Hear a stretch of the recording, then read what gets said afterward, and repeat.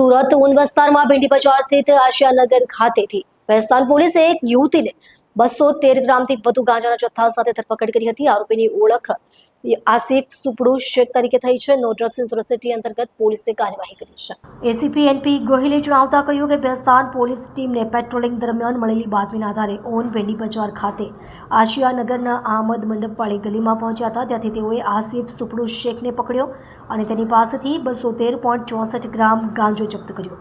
પોલીસે જપ્ત કરેલ ગાંજાની કિંમત ₹10,682 જણાવી છે. આરોપી વિરુદ્ધ એનડીપીએસ એક્ટ હેઠળ ગુનો દાખલ કરી તપાસ શરૂ કરવામાં આવી છે. પોલીસ હવે આરોપીએ ગાંજો કોની પાસેથી મેળવ્યો તે દિશામાં તપાસ કરી રહી છે.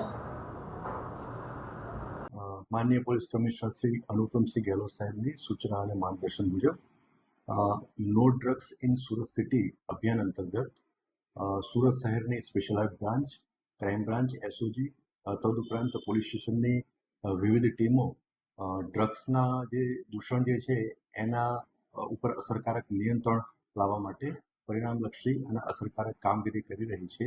એમાં નાના અને મોટા વિવિધ પ્રકારના કેસો શોધી કાઢવામાં આવી રહ્યા છે.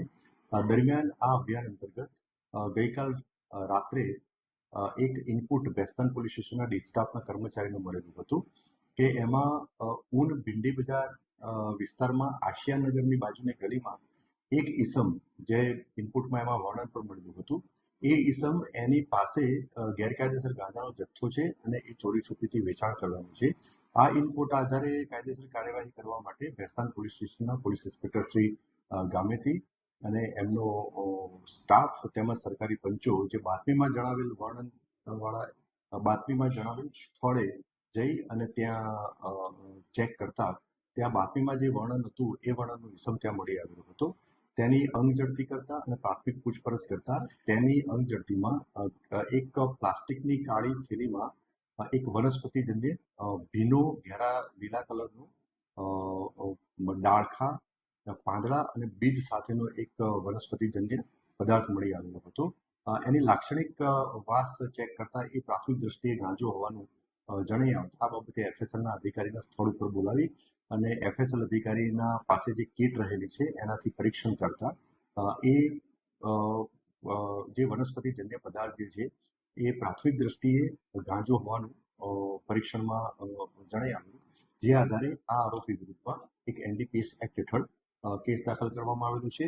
આ જેના વિરુદ્ધમાં કેસ દાખલ કરવામાં આવેલો છે એ આરોપીનું નામ આસિફ સુપડુ શેખ અને એનું રહેવાસી જે છે પ્લોટ નંબર 85 આશિયાનગર આમદ મંડપ વાળાની ગલીમાં ભીંડી બજાર ઉનનો રહેવાસી છે અને એનું મૂળ વતન જે છે એ યાવલ અઠવાડા બજાર, થાના યાવલ, જિલ્લો જલગાંવ, મહારાષ્ટ્રનો વતની છે.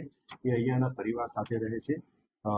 આ જે આરોપી પાસેથી એની અંગ ઝડપીમાંથી જે પ્લાસ્ટિકની બેગ મળેલી હતી અને એમાં જે ગાંજાનો જથ્થો મળેલો હતો એ ટોટલ 213.64 ગ્રામ ગાંજાનો જથ્થો મળી આવેલો હતો. એની કિંમત ₹10,682 ગણી અને એ મુદ્દામાલ તપાસ અર્થે કબજે કરવામાં આવેલો હતો.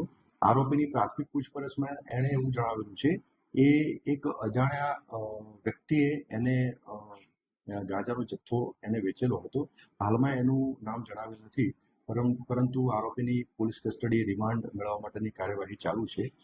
તપાસ દરમિયાન આરોપીની કોઈ ગુનાહિત ઇતિહાસ પણ જણાઈ આવતું નથી અને આ આરોપીની પ્રાથમિક પૂછપરછમાં એવું જણાઈ આવે છે કે છેલ્લા એકાદ મહિનાથી એ આ ગાંજાનો ગેરકાયદેસર વેપાર કરે છે અને એ થોડી ઓછી કિંમતમાં ગાંજાનો જથ્થો લાવે છે અને નાની પ્લાસ્ટિકની કોથળીમાં બનાવી અને છૂટક ગાંજાનો જથ્થો વેચાણ કરે છે ગેરકાયદેસર રીતે.